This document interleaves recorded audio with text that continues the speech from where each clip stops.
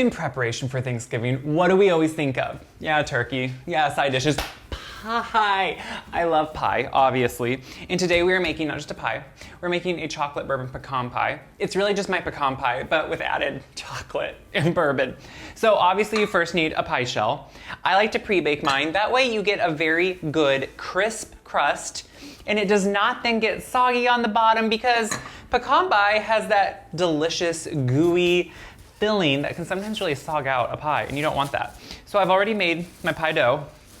Hello, it's been chilling slightly. And if you need a recipe, guess what? I have one on my website, wiseguide.com. You can check for a recipe there. It's just, you know, a good pie crust, and I know I get it. If you go to a store, you can get one and just get it ready to go, roll it out. Guys, if you're gonna make a pie, let's make a pie. Let's actually make the crust. You know what I do? I usually make them any time of the year, weeks before, whatever. Keep them in the freezer, rolled out, ready to go, and you can have pie. So I'm gonna roll this out to about 2 inches bigger than my dish, which is a 9-inch dish. So it'll be slightly bigger, and then we'll be ready to bake it.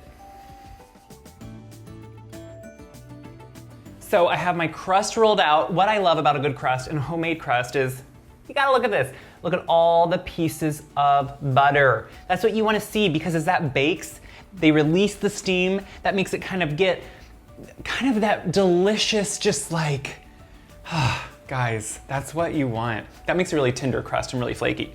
So you can see I rolled it out. My pie dish ready. And yes, it even has still the little mark on it for my last name. Apparently, I probably inherited this from mom because she always had so many and we probably took it at one time somewhere and we have to put our little initial on it so we get the right pie crust, like shell back. Okay, you never want to push your shell into the corner, just like press it in, because that's what's gonna help a pie shrink. Instead, you wanna let it fall in. So lift up your sides, let them fall down into those corners. That's gonna help it not shrink as bad. Then what I'm gonna do with this excess, because I like a good looking pie, I like a beautiful crust. So I'm going to roll this under. If it's really uneven around the edges, I then will slightly cut it off. This one actually honestly does not look too bad. I'll cut up a little bit there. But I like to roll. And you can see I'm just doing it with my fingers. Rolling, a little bit excess again. You could cut that with the scissors, that would be the normal way. But guys, sometimes when we're at home, we don't do things always the normal way. We do them whatever way works, and that's what works. So I'm gonna keep rolling. I'm gonna do this around the whole edge, and then we'll do a crimp or something. I'm going around, I'm just taking my 2 fingers and then my index finger turned over at the knuckle, and I just like to make a big wavy crimp. It's nothing special, it just works. And you know, the more detailed things, the more kind of room and margin for error, and why do that? So at this point, I'm gonna pop this into the freezer for just like 15 minutes.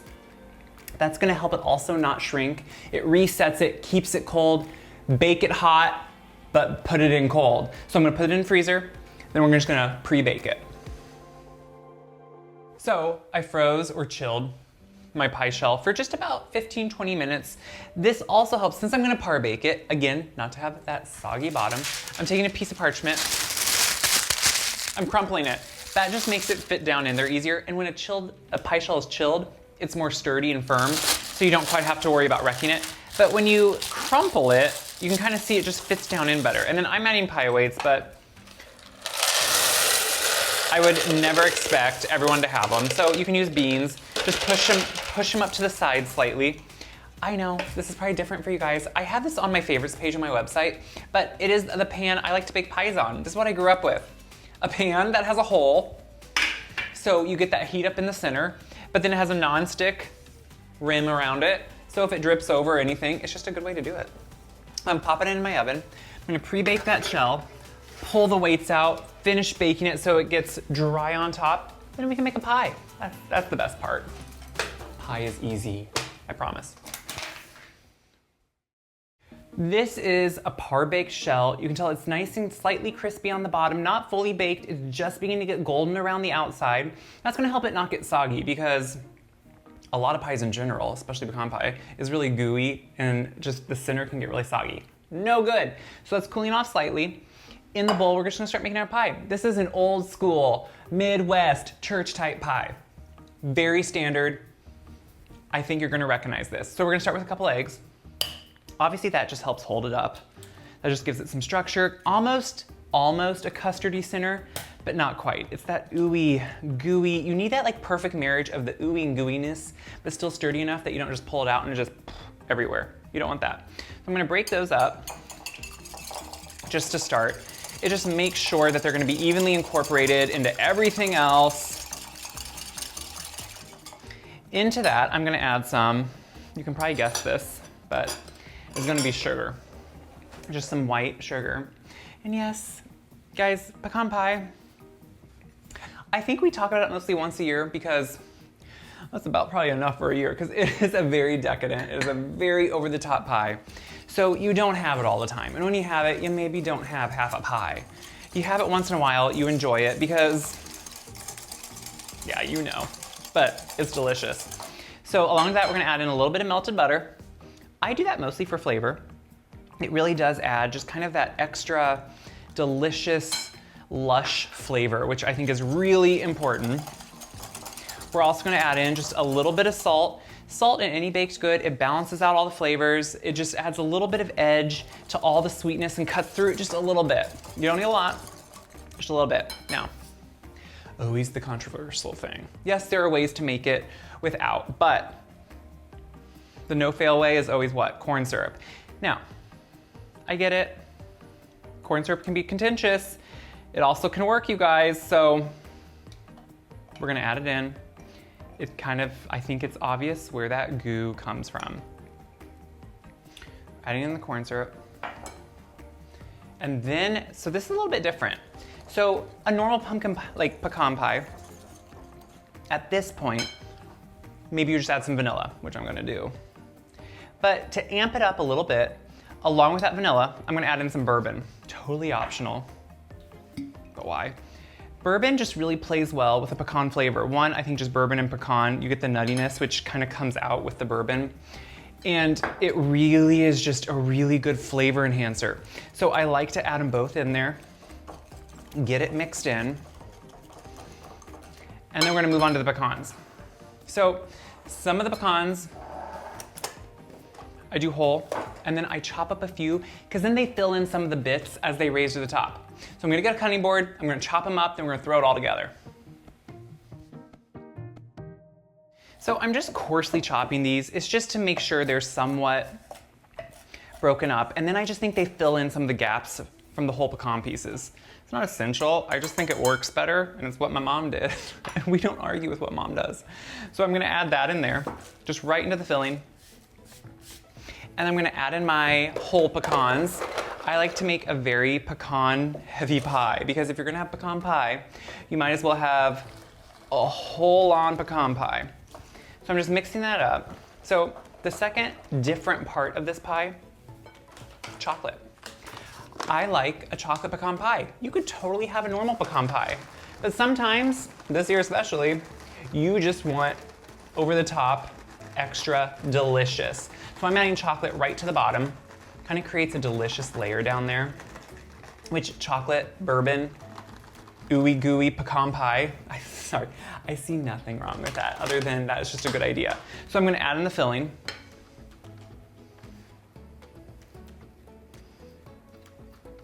I always think, you know, bless those people that go on and put each pecan on individually. Guys, sometimes I go over the top and do things like that, and sometimes I don't. And when it comes to things like Thanksgiving, I probably don't. I usually will make this pie the day before, so it's done. And I don't put them on perfectly. I'm just gonna spread it out somewhat evenly. Honestly, as it bakes, the pecans always kind of just work themselves correctly and kind of come to the top. So I'm just making sure there's no major pockets of them or mountains of them. I'm gonna place this back into the oven. I'm also gonna do my pie scraps. Anything I cut off when I was doing it, I put cinnamon sugar on. I grew up with that, my mom, my grandma did that, and it still is just, it's a little treat that you deserve when you're doing this. Put the pie right in. I'm gonna also put those scraps in. Those will come out before the pie. And we're gonna bake it. The important thing with pecan pie, you want a little bit of jiggle in the middle. If it doesn't jiggle, it's overbaked. If it jiggles too much, it's underbaked. You'll get the jiggle. The pie has baked. you're gonna notice a couple things. One, if you were here, you would notice the smell. But as it sits here, see how it still jiggles? You see that slight jiggle? It's not so jiggly like it's soupy, but it's just jiggly enough. You also see this pie crust shield. This is, again, one of those old-timey like things that a grandma has, your mom has. I love it. It helps your crust not get overly dark. It kind of stops that that direct heat blasting on it. But the important thing to remember, not just a golden crust, a deep golden crust gives you tons of flavor. It also means that you're gonna have a very flaky crust. So the important part here is, you can tell it's baking throughout, it still is jiggly, but now we need to let it sit. And we need to let it sit until it is completely cooled, if not overnight, just to make sure, because if you would cut it with any warmth, it's gonna go everywhere in the filling. That's why I usually make these the day before.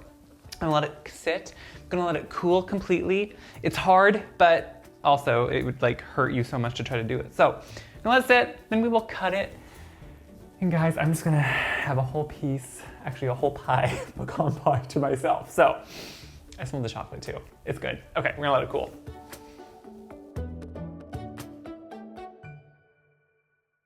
Here's the pie. It's sat overnight, and as you can see, it is so well baked. And that is exactly what you want. You know, they always say actually a good pecan pie should come out of the shell, like out of the pie dish to be well baked, which this one would, but why test it? So at this point it has sat, it's fully cool. That's why I always make them the night before. So picture this, it is Thanksgiving Day. You don't have to worry about pies. You smell turkey, you are full, and it is just time to eat this glorious pie. So we're gonna cut it, and honestly, I think this is sometimes what can give me the most anxiety about a pie, is just because you want it to cut so well. But as you can tell, this one is cutting beautifully, cuts right through. You can tell it released, which is what you want. You can be as generous as you want, but honestly, like I said, pecan pie is decadent. So you really should always cut at least 2 pieces, but I can tell this one's gonna come out, I think, just fine, so. You get the gooey, you get the chocolate, you get just like hints of that bourbon-y flavor. That's just, look at that chocolate layer in there. I know it's probably annoying to hear when you can't have it, but guys, it's gonna be good. And I will take one for all of you, and I'm gonna try it.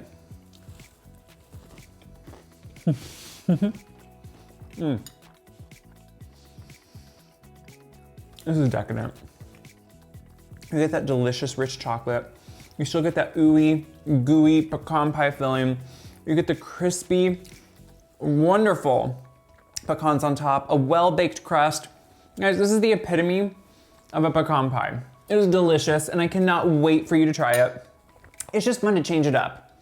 Try something different and not always go with the old standard. So if you agree, make sure to share these videos around. That really helps me. And it helps other people see how easy and fun it can be to change things up, especially around Thanksgiving and the holidays. So let others know. Let me know what you think. Comment on it. Check my website, wiseguide.com for more great recipes, holiday to-dos, total amount of things. Check it out. Tell me what you think. Make it, eat it, enjoy it. That's what Thanksgiving's all about.